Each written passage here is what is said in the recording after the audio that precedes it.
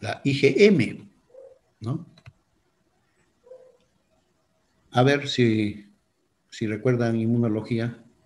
¿Por qué se presenta la IgM? Porque es el periodo en que la infección es aguda o es la fase aguda de la infección. Claro, está en plena fase activa el proceso infeccioso, ¿no? Ya usted recuerda, pues acá de nuestro famoso coronavirus, ¿no?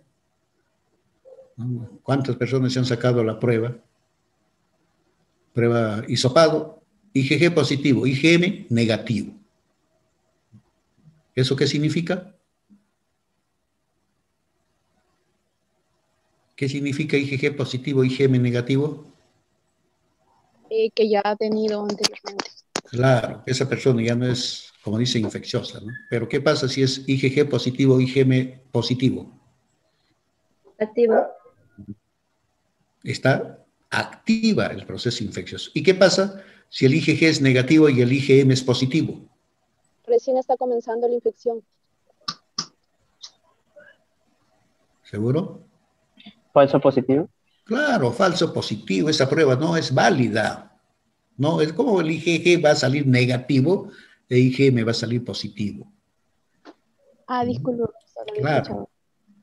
¿ya? Entonces, jóvenes, la IgM, fíjense, sus títulos se elevan, pues, en apoyo a la IgG, también estos están elevando, ¿no? Lo que está demostrando que la infección está siendo activa. Ahora, este anticuerpo se hace negativo al año de la infección, pero casi nunca antes de los 5 meses, ¿no? Perdura todavía, perdura. Otro aspecto, la técnica de Isaga para buscar estos anticuerpos tiene pues una sensibilidad del 73%, la inmunofluorescencia, su sensibilidad es 27%, y ELISA, fíjense, su sensibilidad es 28%.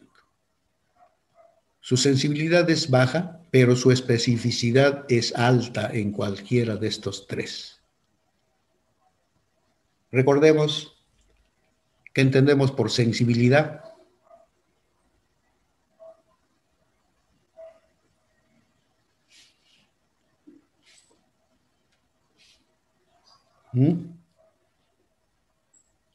¿Qué es sensibilidad?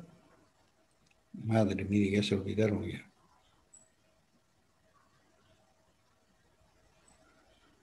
Es cuando una prueba A es, ver, a ver. es como la capacidad que tiene una prueba para poder detectar la enfermedad. O Ya, sea, la capacidad del test, en este caso, como el test de Lisa, de inmunofluorescencia. ya. A ver, estaba hablando una señorita. Es la capacidad de detectar una mínima cantidad de anticuerpos. Claro, la sensibilidad es la capacidad de detectar una pequeña cantidad de anticuerpos presente en una determinada muestra. Ese es, por eso sensible, dicen. Sensible, es altamente sensible. Pero en este caso serán altamente sensibles. El único que es altamente o puede ser alto, esta es la prueba de Isaga, ¿no? Que se parece a la ELISA, pero esto es con anticuerpos IgA, ¿no? ¿Y la especificidad qué significa?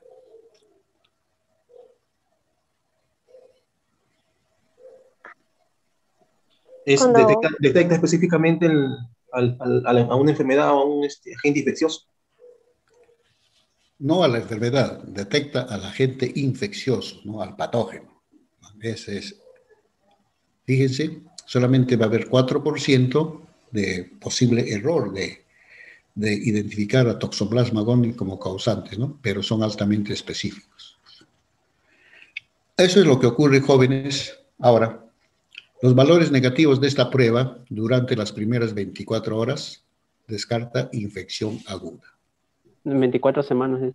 A 24 semanas, ahora, 24 semanas descarta infección aguda. Entonces, eso es lo que determina. La IgM es determinante en este caso. Pero también, ¿cómo hacemos el diagnóstico de infección materna?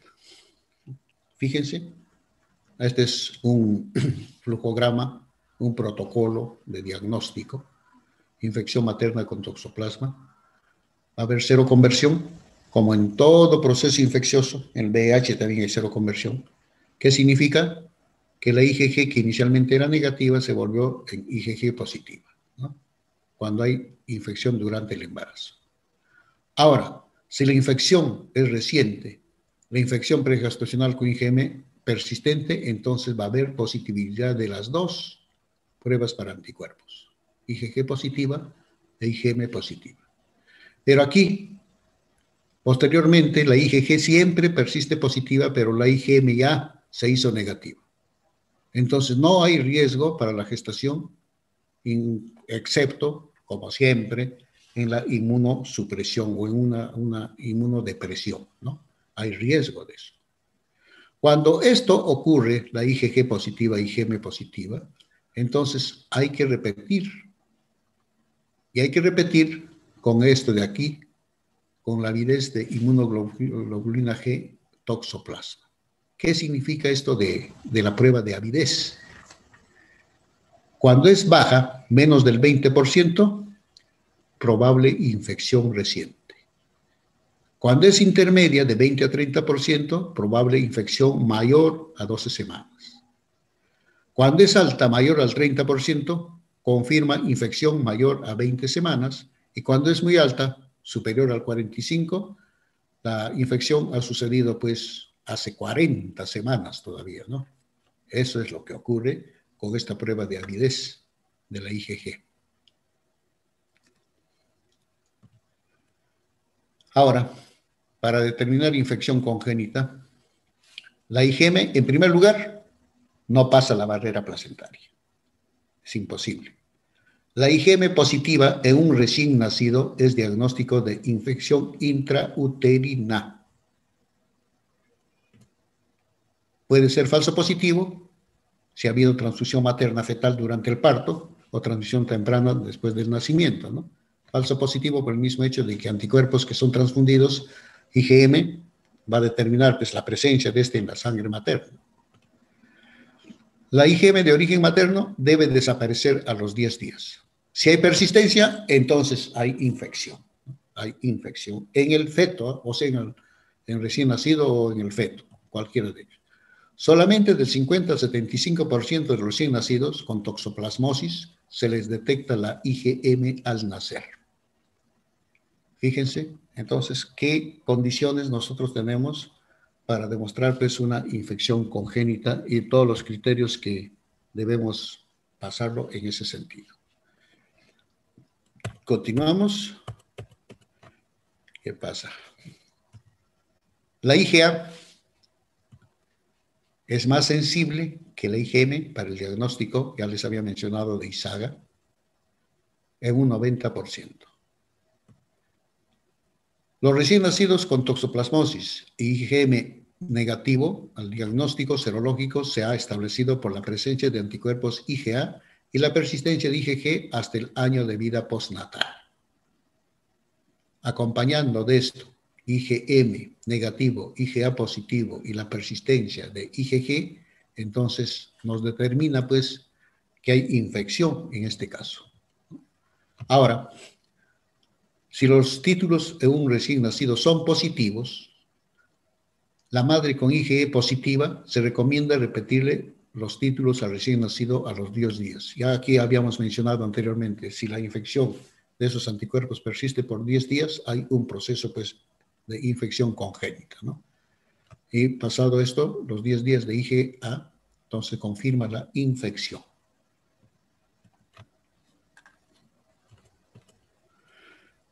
PCR. ¿Qué muestras? Placenta, sangre, orina, líquido cefalorraquídeo. ¿Cuáles son las indicaciones para hacer el PCR? Fíjense. IgM ISAGA y o IgA ELISA positiva. Hijos de madre con confirmación de infección aguda por Toxoplasma gondii en el embarazo. Hijos de madre que adquirieron la infección en el segundo o tercer trimestre y no han recibido tratamiento.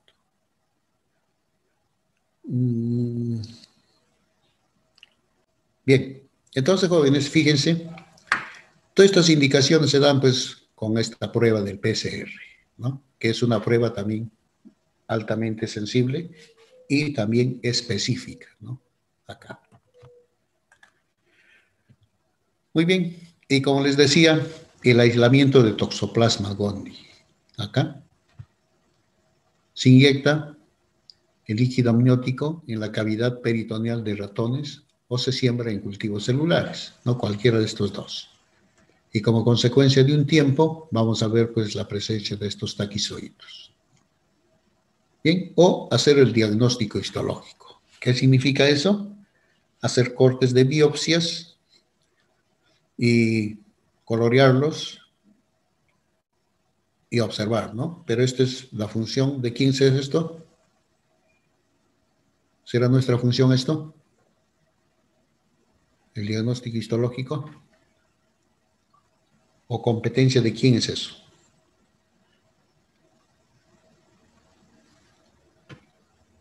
Aló. Puede ser, profesor, porque nosotros hemos llevado histología, fisiología, y luego vamos a llevar otro curso que tiene que ver con Claro. respecto a la fisiología animal. Uh-huh. Creo que Claro que llevamos como histología animal, como fisiología animal, etcétera, pero lo llevamos así pasivamente. Nosotros no entramos en este campo. ¿Quién entra en el campo? Son los patólogos. El patólogo clínico. Claro. Y el patólogo pues no es un biólogo, sino es un médico, ¿no? Nosotros podemos saber, ¿no? Podemos saber, podemos hacer, digamos, el reconocimiento, etcétera, a través de un diagnóstico histológico, pero nunca podemos dar, digamos así, la afirmación o la firma del diagnóstico. Los médicos nos enjuician, es campo de ellos. Lamentablemente, como dice Renato, a pesar de que sabemos, tenemos que callarnos la boca. No es nuestra competencia. Muy bien, entonces, todo eso es lo que se hace, jóvenes, en este campo de la toxoplasmosis. Aquí vamos a ver pues la epidemiología. Fíjense, la toxoplasmosis está presente en todo el mundo. Hace 10 años atrás, jóvenes, esto de acá de la toxoplasmosis, se decía de que la población mundial, en un tercio estaba infectada con este parásito. Un tercio de la población mundial. ¿Cuánto es nuestra población mundial?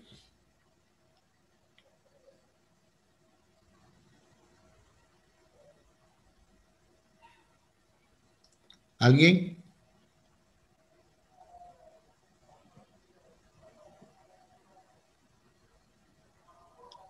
¿Nadie? Busquen en su celular. Total de la población mundial. ¿Ya? ¿Están buscando? ¿Y encontraron? ¿Será 4.000 millones? Me quedé corto. ¿Ya?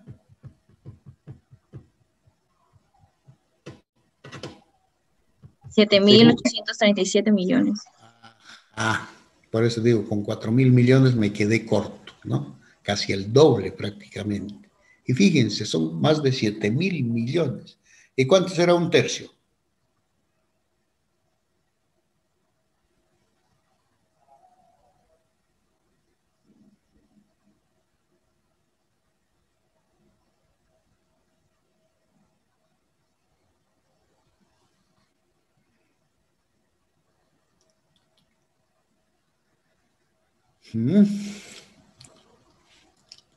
Un tercio de la población mundial, es decir, más de 2.000 millones de habitantes que están parasitados con Toxoplasma gondii. Y entre ellos estaremos seguros nosotros también. Seguro que estaremos, ¿no? El porcentaje de adultos es muy elevado, claro, por nuestras condiciones mismas, debido a que los hábitos alimenticios, las condiciones higiénicas, las condiciones sanitarias, ¿no? Muchas personas, muchos adultos comen en la calle, comen, como se dice, la comida chatarra, y ahí está donde está pues el parásito, ¿no? Fíjese, y dependiendo de la región, alrededor de 50%. Yo leí un reporte de un trabajo que hicieron, fíjense, un país altamente industrial, país altamente industrializado que es Francia. Los parisinos, es decir, en París hicieron este trabajo. ¿Y se imaginan ustedes qué porcentaje de la población resultó infectada o parasitada? O positiva, mejor dicho, a Toxoplasma gondii.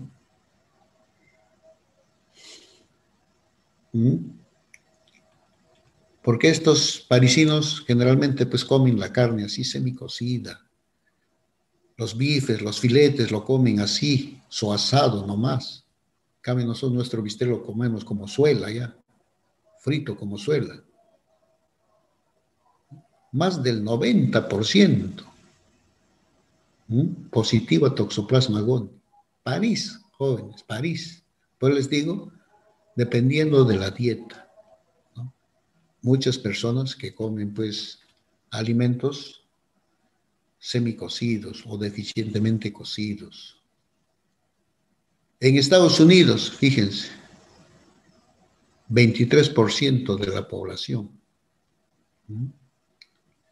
En algunas áreas del mundo, superior al 95%. Y anualmente ocurre pues 200,000 casos de toxoplasmosis congénita. Congénita, es decir, infección de madre a hijo. Estudios realizados en el Perú demuestran que la cero prevalencia de toxoplasmosis en la mujer embarazada es alta, constituyéndose un importante problema de salud pública, sobre todo por la gravedad de la infección congénita y sus secuelas. Entonces hay que tener muy en cuenta esa condición, las secuelas de la toxoplasmosis, ¿no? Entonces cuando se habla, porque afecta pues necesariamente este parásito al sistema nervioso, estos niñitos no tienen pues, digamos así, la concentración del caso, es decir, su nivel de aprendizaje es un tanto disminuido en comparación con un niño pues, considerado así como fisiológico, o sea, no parasitado con Toxoplasma gondii, ¿no? Entonces, así está demostrado eso. Tienen dificultad en la concentración y en el aprendizaje. Muy bien, entonces, jóvenes, eso es lo que habla de Toxoplasma gondii como parásito, y en este caso como parásito oportunista. Oportunista. En muchos inmunodeprimidos, es decir, ya los que están con SIDA, Toxoplasma gondii, Cryptosporidium, son los principales causantes de su muerte de estas personas. Porque Toxoplasma gondii, a nivel del sistema nervioso, rápidamente en este tipo de personas forman calcificaciones. Calcificaciones. Y a nivel del cerebro, porque haya quistes calcificados, es sumamente peligroso.